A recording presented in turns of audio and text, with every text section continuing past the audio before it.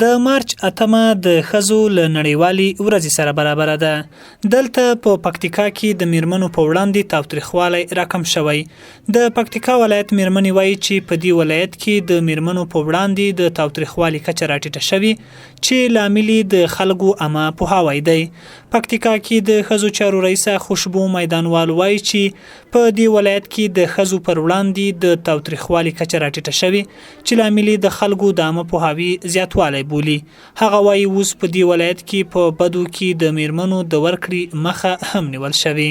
د پکتیکا ولایت په د ښځو په نمایندګۍ سره په ویاړ سره ویلی شم چې د پکتیکا میرمنې ژوند د 10 کاله مخکې نه یعنی په پوره توګه باندې تغییر کړی دی.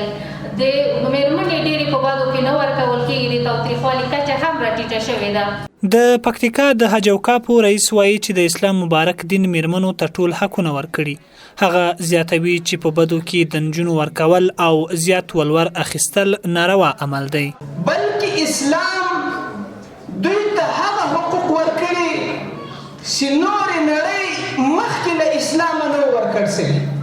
کله به چې یوه ماشومه پیدا کېدله د اسلام نه مخکې، دا به د پلار دپاره پیغور وه. څارنواله پتانه عمریار وایي چې میرمنې د کور د کارونو او خدمتونو لپاره نه دي پیدا شوي، بلکې هغوی د زده کړو، مشورو، تصمیم نیونې او نورو برخو کې ځانګړي حقونه لري چې ورکړی د خلکو او دولت دنده بولي. خانیده از مردانی که خانم‌ها را مورد خشونت قرار می‌دادند و اهمیت نمی‌دادند به این پی بردند که خانم در داخل خانواده تنها وسیله استفاده نیست، تنها با آب و نان ضرورت نداره، بلکه به مهر و محبت هم نیاز داره. د پکتیکا ولایت والی مجیب الرحمن څمکنی هم وایي چې د میرمنو په وړاندې ډیری ستونزې له منځه تللي او ځینې نور یې د له منځه تلو په حال کې دي.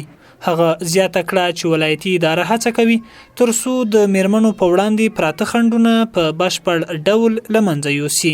په دې ټوله کور کې په ټوله کورنۍ کې چې آخري بیا ویده کېږي آرام کې هغه هم ښځه وي.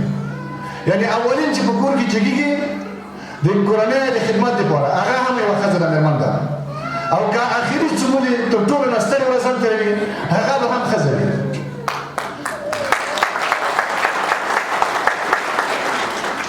د یادونې وړ ده چې د مارچ 8 د ښځو نړیواله ورځ ده چې د نړۍ په بیلابیلو هېوادونو کې په شانداره مراسمو سره نمانځل کیږي. دلاور دانش،